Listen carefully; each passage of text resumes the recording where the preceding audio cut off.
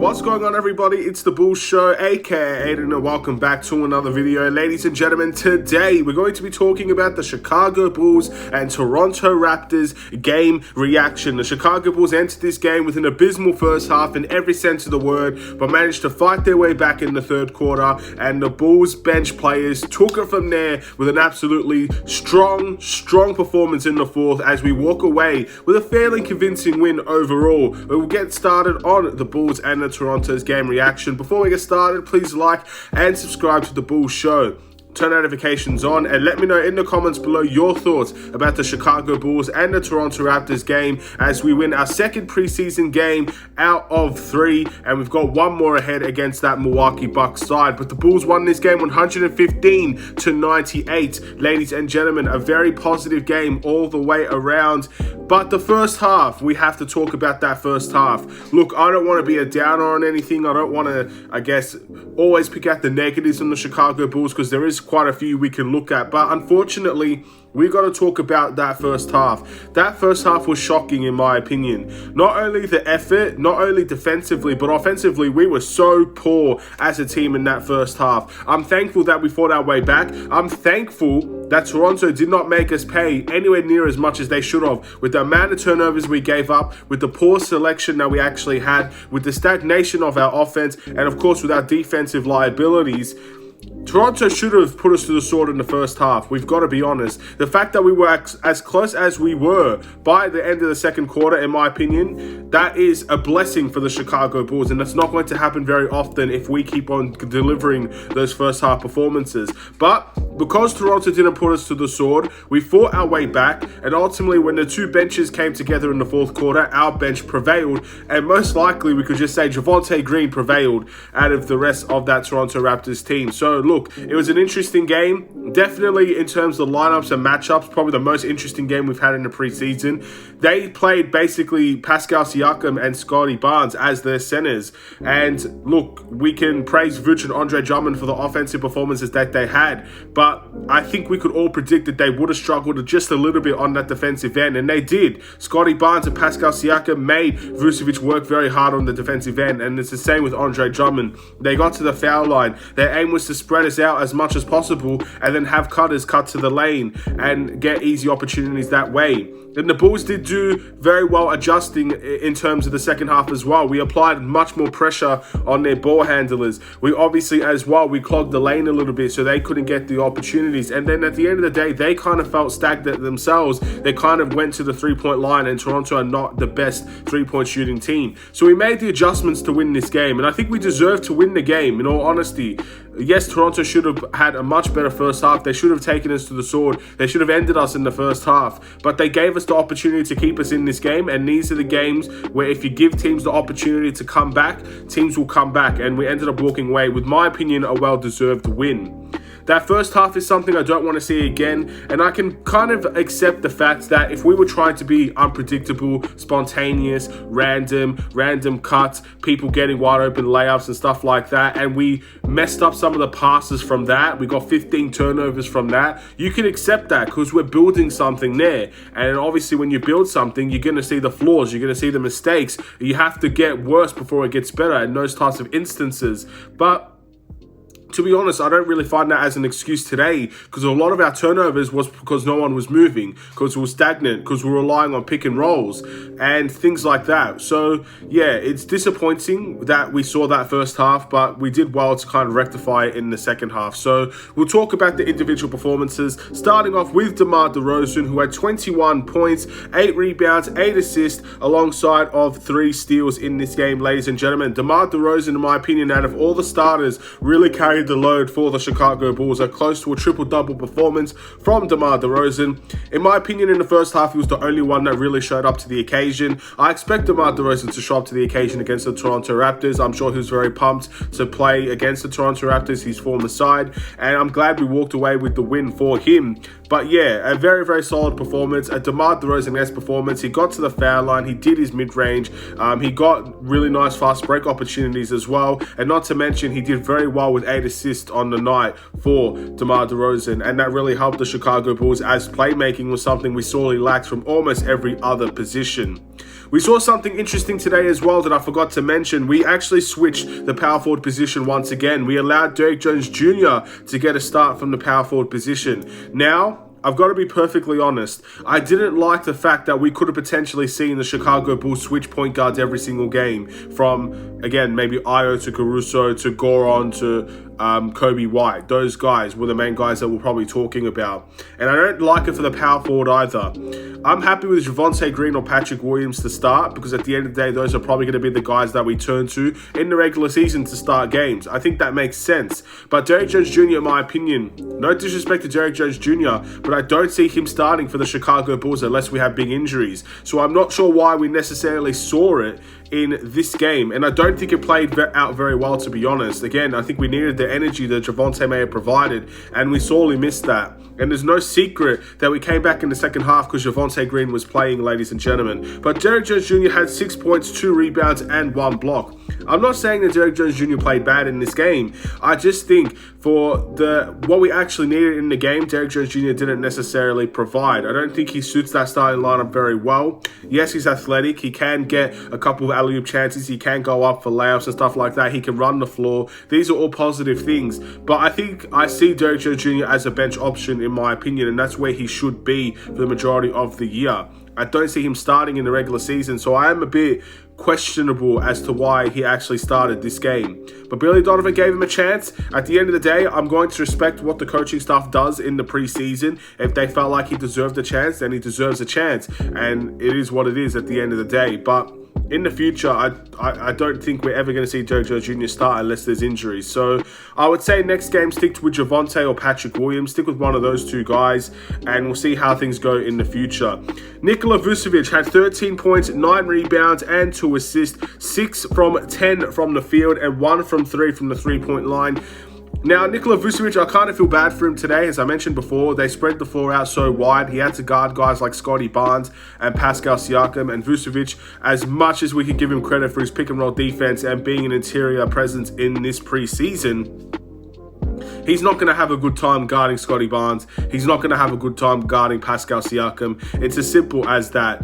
I don't think any center in the league is going to have a fun time guarding those guys because they are mobile, they move very quickly, and at the end of the day, if Vucevic doesn't block the shot, it's most likely going to go in as well. So yeah, it was a bit of a frustrating time defensively for Nikola Vucevic. Offensively, again, he didn't need to do that much, but he did very good things. He shot 60% from the field at the end of the day, 6 from 10. A lot of them were from post hooks. A lot of them were from offensive rebounds. A lot of them were from in the paint. There was a nice play where he sealed off the defender. He did it beautifully as well, and he got a nice easy layup. These are the plays for Vucevic that makes him so effective. And then, of course, he did make a three-point shot as well, so he does have that element to his game as well. It's a solid night from Nikola Vucevic. Probably not his best night in the preseason, but a solid night nonetheless.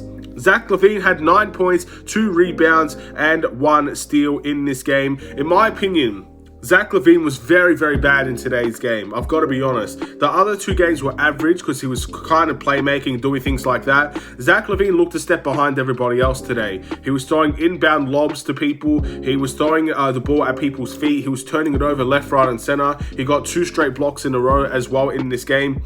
Definitely not Zach Levine's bright and shining moment in the preseason. And that's 3 relatively average to bad games in a row for Zach Levine. Again, I like the Denver game because he got 6 assists, he playmakes. And obviously you can accept the fact that he didn't have a great game against the Pelicans because he only played half the game. But yeah, I'm not sure what's going on with Zach Levine at the moment. I'm hoping things can turn around for him.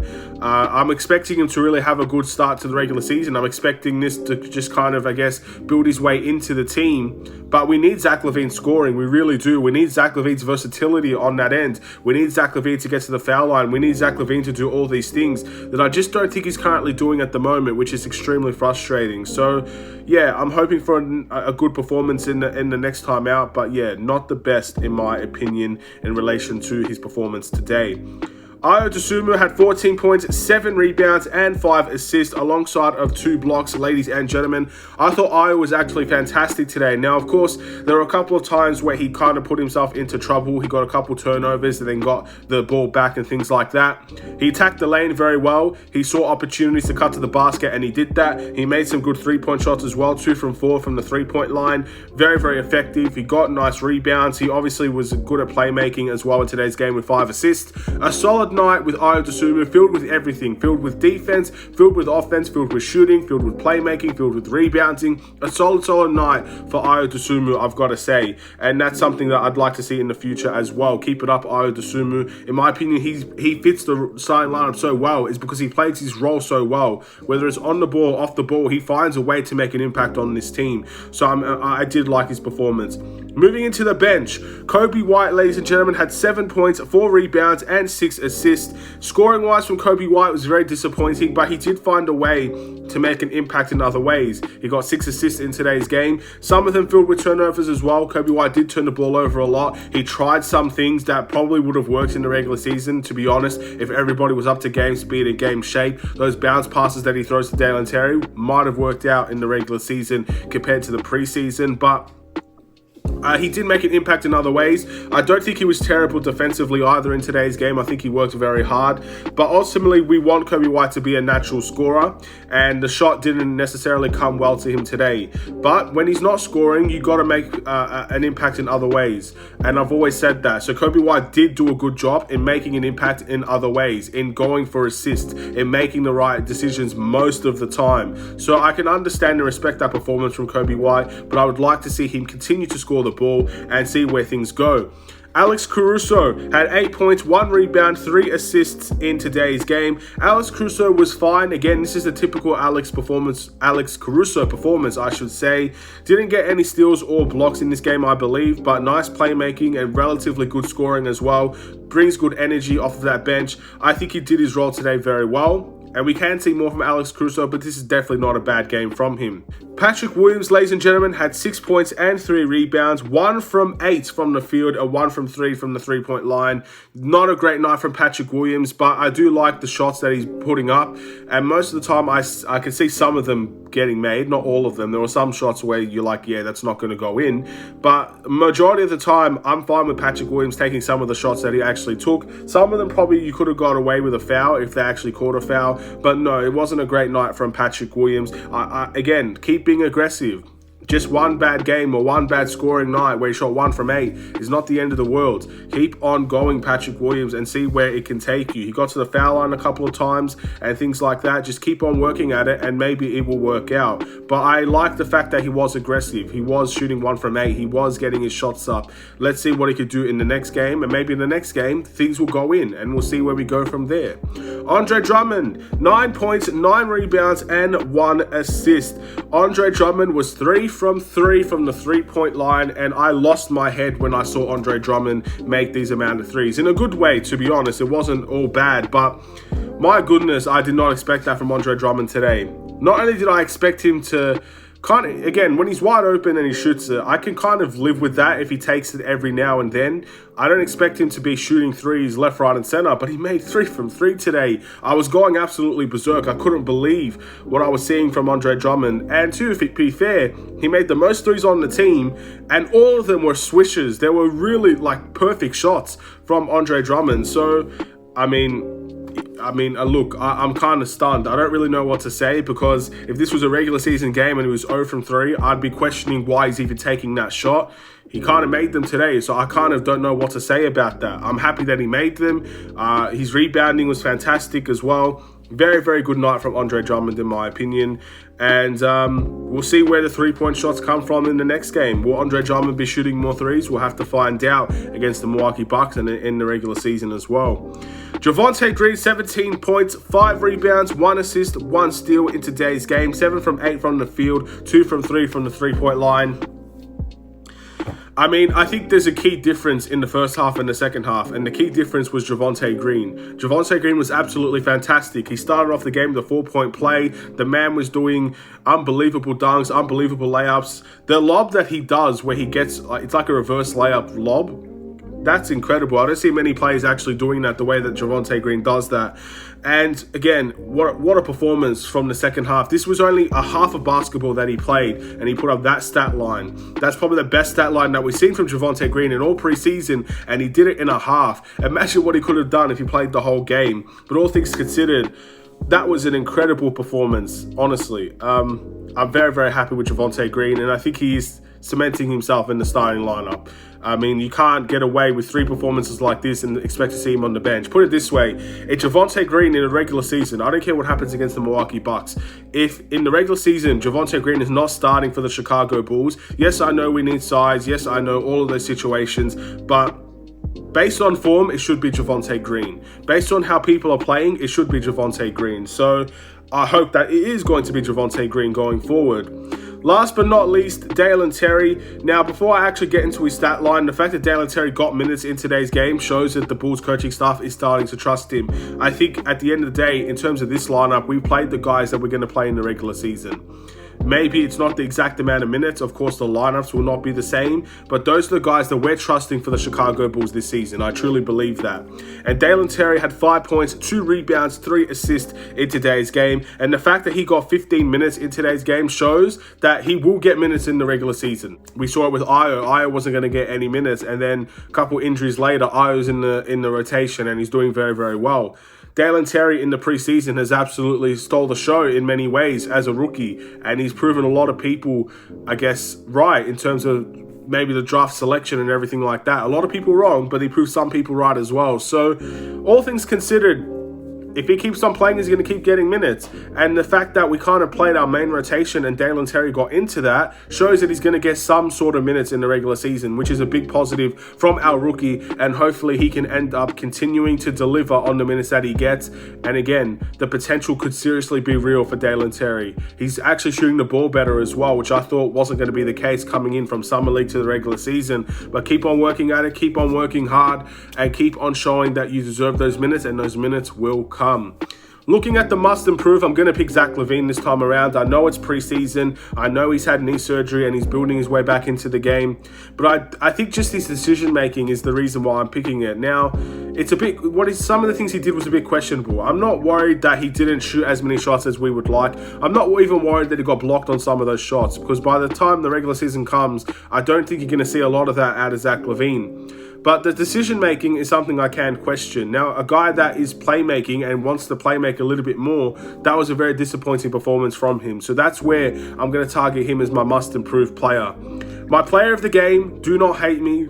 I know you want me to pick Javonte Green. I want to pick Javonte Green, but I'm going to pick DeMar DeRozan. I know, don't kill me in the comments. I'm sorry. I apologize. I know it's not a decision that's very popular, but I really thought you can't ignore a triple-double performance from DeMar DeRozan. Yes, he played a little bit more minutes than Javonte Green, and Javonte Green may very well got there if he got the same minutes as well.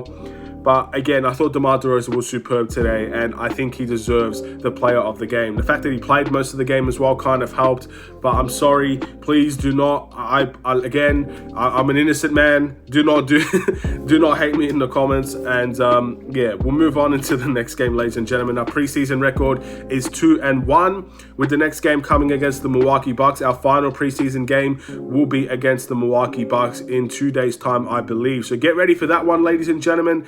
Again, I would say it's a rivalry game, but it's also preseason, so I don't necessarily care about the outcome of the game. I just hope it's going to be a good game, and I hope we're competitive. And if it's going to be the main Milwaukee Bucks team that plays, their big lineup, their best lineup, I hope we compete with them. And if we walk away with the win, great. It's a good start. It's good confidence booster heading into the regular season. Even if we lose this game, I want us to be competitive. I just want us to show how dangerous we can be as a team. And that's where the next step lies for the Chicago Bulls. So thank you for watching. Please like and subscribe if you're new. Have a wonderful and safe day, Bulls Nation. I'll see you in another Chicago Bulls video. Stay safe, stay healthy, stay tuned for more. Take care.